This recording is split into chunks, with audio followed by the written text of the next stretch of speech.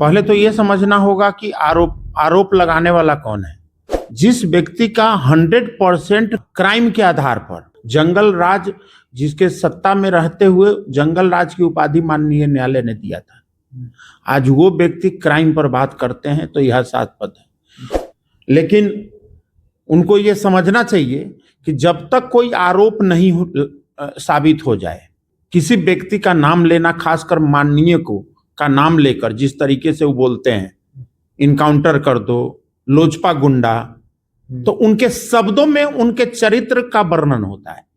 नमस्कार, मैं अंकित कुमार और आप देख रहे हैं जागृति टाइम्स। डिहरी में ईओ बिमल हत्याकांड लगातार तूल पकड़ रहा है और जो एलजेपी-आर के विधायक हैं, डिहरी विधायक राजीव रंजन सिंह उर्फ सोनू सिंह, उनको लेकर जो विपक्ष के नेता है तेजस्वी यादव, वो हमेशा से हमलावर हो रहे हैं। और जो उनके राजद के जो प्रत्याशी हैं गुड्डू चंद्रवंशी, वो हमेशा से डिहरी विधायक को निशाना बना रहे हैं और नेम्ड एफआईआर करने की लगातार मांगे हो रही थी। लेकिन उसमें भी तेजस्वी यादव ने अपना एक बयान बदला। उन्होंने कहा कि परिजन आरोप लगा रहे हैं तो नेम एफआईआर होना चाहिए। तो हम बात करेंगे एलजेपी-आर के प्रवक्ता की, आखिर आप लोग ऐसा विधायक पे क्यों आरोप लग रहा है, क्योंकि एलजेपी-आर एनडीए के गठबंधन में है और एनडीए सुशासन की सरकार कही जाती है, तो विधायक पे इस तरह का आरोप लगना कहीं ना कहीं सवाल खड़े कर देते हैं। सर, सबसे पहले स्वागत हो आपका हमारे चैनल में। धन्यवाद सर। आपके विधायक पे बिमल हत्याकांड का आरोप लग रहा है कि आपके विधायक ने उसमें आरोपित हैं, उस तरह का हत्या कराने में उनकी हाथ है, इस तरह का आरोप लग रहा है। पहले तो ये समझना होगा कि आरोप लगाने वाला कौन है। जिस व्यक्ति का पृष्ठभूमि, चाहे उसके परिवार का हो, चाहे उसके सत्ता का हो, चाहे उसकी सीरत का हो या संगठन का हो, जिस व्यक्ति का 100% क्रिमिनल के आधार पर, क्राइम के आधार पर उनकी पार्टी की छवि गढ़ी गई है, जिस व्यक्ति को जंगल राज, जिसके सत्ता में रहते हुए जंगल राज की उपाधि माननीय न्यायालय ने दिया था, आज वो व्यक्ति क्राइम पर बात करते हैं तो यह हास्यास्पद है। और इतना नेता प्रतिपक्ष जी को समझ होनी चाहिए, क्योंकि सार्वजनिक जीवन में रहते हुए कई साल इन्होंने बिताए। ये अलग बात है कि सीरियस नेता प्रतिपक्ष के रूप में वो भूमिका नहीं अदा करते हैं, लेकिन उनको ये समझना चाहिए कि जब तक कोई आरोप नहीं साबित हो जाए, जब पुलिस इन्वेस्टिगेशन में अगर कोई चीज होता है तो किसी व्यक्ति का नाम लेना, खासकर माननीय का नाम लेकर जिस तरीके से वो बोलते हैं, इनकाउंटर कर दो, लोजपा गुंडा, तो उनके शब्दों में उनके चरित्र का वर्णन होता है। उनकी पृष्ठभूमि की बू आती है वहां से, जहां से वो बोल रहे होते हैं। वो जिस जगह से बिलोंग करते हैं, वो अपने जगह को परिलक्षित करते हैं अपने शब्दों से। मैं तो कहता हूं, राष्ट्रीय जनता दल को चुनौती देता हूं कि जब आपको मौका मिला था तो आपने बिहार में क्राइम का फ्रेंचाइजी आपने बांटा, और फ्रेंचाइजी प्रमंडलीय और जिला स्तर पर आपने गुंडों को पाला, और सारा का कट मनी आपके मुख्यमंत्री आवास में पहुंचता था। यही हाल डेहरी में भी हो रहा है।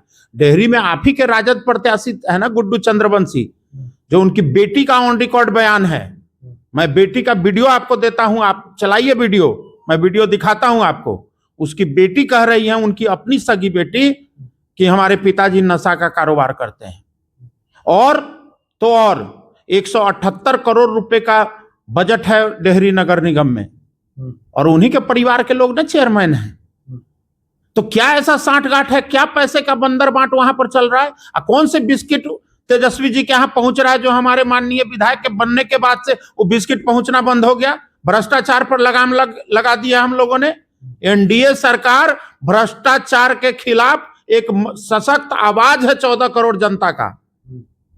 ऐसे कह देंगे विधानसभा में, जब हमारे माननीय विधायक जब प्रश्न उठाते हैं, जब वही सांठगांठ पर बात करते हैं, तो आज उनको परेशानी होती है। क्या पता बिस्किट पहुंच नहीं पा रहा हो उनके पास, तो इस लालच में वो प्रेस कॉन्फ्रेंस कर दिए हो?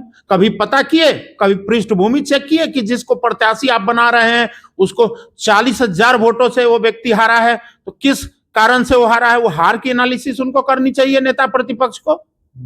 हमारे विधायक को टारगेट कर रहे हैं। अगर हमारे विधायक को टारगेट करते हैं, देखिए हत्या चाहे किसी की भी हो, किसी भी परिस्थिति में हो, हमारे नेता, हमारी पार्टी 100% पीड़ित परिवार के साथ खड़े हैं और हमें पूरी संवेदना है उस परिवार के साथ।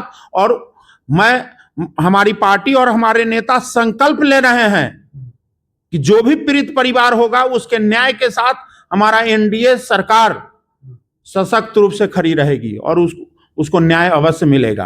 आपके विधायक फोन करते थे, बार बार आरोप लग रहा है, और 50 लाख रुपया का डिमांड करते थे। सोनू सिंह जी का नाम लिया है क्या उन्होंने बोला है डेहरी विधायक। तो वो तो हारे हुए विधायक को भी विधायक जी लोग बोलते हैं, क्या पता वही मांग करते हो।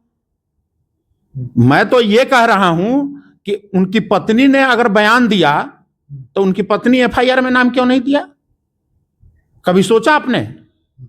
जब हमारे यशस्वी मुख्यमंत्री आदरणीय सम्राट चौधरी जी से जब मिलने गए पीड़िता परिवार, तो क्यों नहीं हमारे विधायक जी का नाम लिया? उनको जो पत्र दिया है उसमें कहां विधायक जी का नाम है? जब एफआईआर किया वहां नहीं है? क्या ऐसी परिस्थिति में उनके परिवारजनों को बोलना पड़ गया? उसके पीछे कौन लोग हैं, षड्यंत्रकारी हैं? ये समझना पड़ेगा, ये बहुत बड़ा षड्यंत्र है।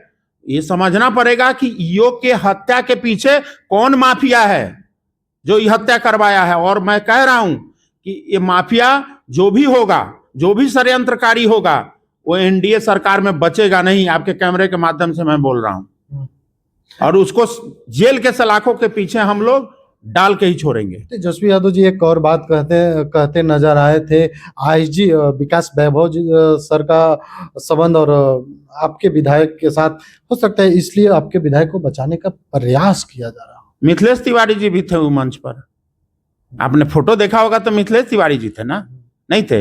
मिथिलेश तिवारी जी भी थे, कभी दिलीप जायसवाल भी थे। दिलीप जायसवाल जी भी थे ना? अलग अलग नेता थे ना?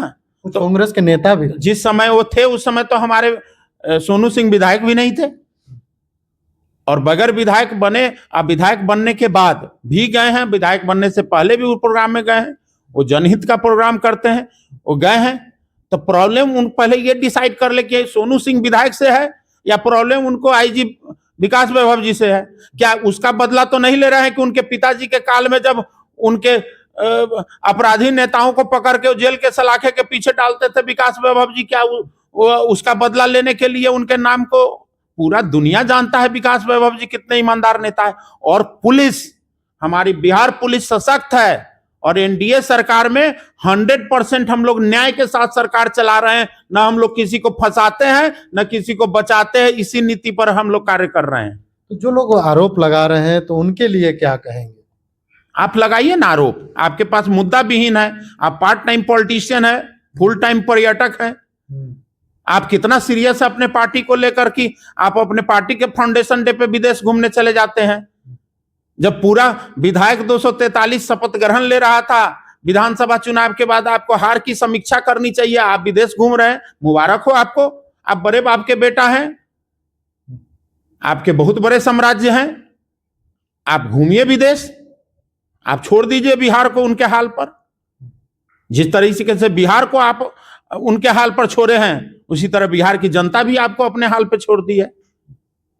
क्या लगता है कि आपकी सरकार न्याय दिला पाएगी, निष्पक्ष जांच करेगी? हम लोग कह रहे हैं कि ऐसा कभी हुआ है कि 72 घंटे के अंदर हमारी बिहार पुलिस जो है आज के डेट में हिंदुस्तान में सबसे स्मार्ट पुलिस के दौर में है। 72 घंटे में हम लोग अपराधी को पकड़कर सलाखे के पीछे करते हैं। आप याद करिए, घटना घटते ही घटने के कितने घंटे के अंदर ड्राइवर ने स्वीकार लिया। अब ड्राइवर स्वीकारा है कि उसने मारा है, लेकिन उसके पीछे क्या वजह है? एसआईटी बनी हुई है, औरंगाबाद के एक थाना, एक पुलिस विभाग के ऑफिसर के नेतृत्व में एक एसआईटी का गठन किया गया है। अब वो एसआईटी जांच करेगी, जांच करके देगी, और जो आरोपित होंगे, जो इसके मास्टरमाइंड होंगे, पूरे गिरोह को हम लोग खत्म कर देंगे। चलिए, एसआईटी की गठन की गई है और जो भी उसमें दोषी होगा उस पे कार्रवाई होगा और जो भी दोषी पाया जाएगा पूरे गिरोह के खत्म कर दी जाएगी। लेकिन पूरी बातचीत को आप किस तरह से देखते हैं? क्या ये आरोप लगाना कितना सही है या कितना गलत है? आप कमेंट करके बताइए। बाकी ऐसे तमाम खबरों के लिए बने रहे जागृति टाइम्स से। अंकित कुमार की रिपोर्ट, पटना।